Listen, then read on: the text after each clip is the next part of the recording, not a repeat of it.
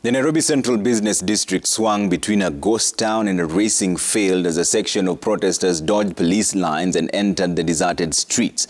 As the morning set, cat-and-mouse games ensued on the streets of the capital as bands of protesters attempted to make their way to the KICC, the venue opposition leaders had picked as the starting point for the march to State House. And as Brenda Wanga now reports, tear gas, water cannons, stones and other flying missiles were the stock of the trade in the Nairobi CBD.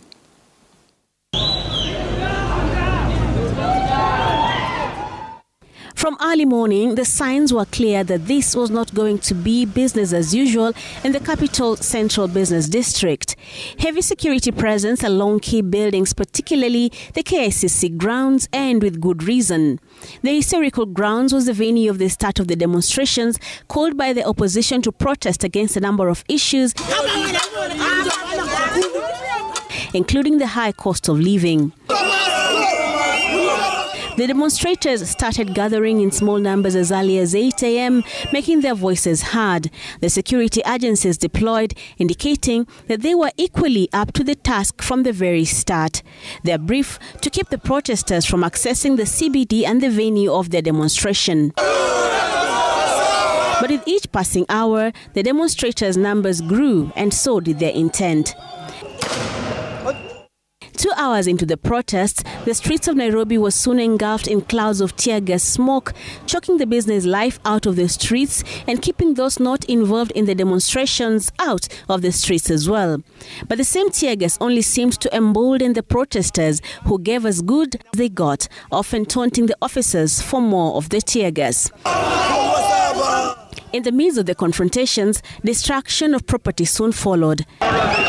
Downtown Nairobi along Tomboya Street, bearing the brunt of the demonstrations, angry protesters stopped from getting into the heart of the CBD, turned their wrath on installations by the roadside and nearby buildings.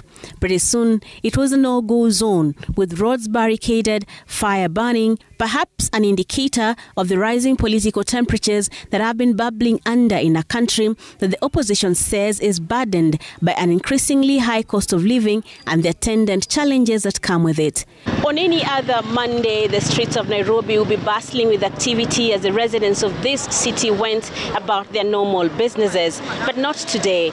These streets have instead been turned into a battleground, with law enforcement officers on one hand and determined protesters on the other, seeking to gain access to the KICC grounds, where they had hoped to begin their grand march to State House, Nairobi.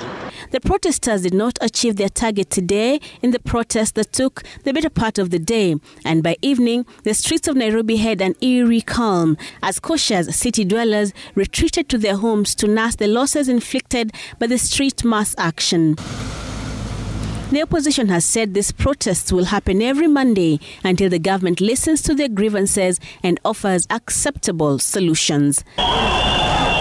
Brenda Wanga, Citizen TV,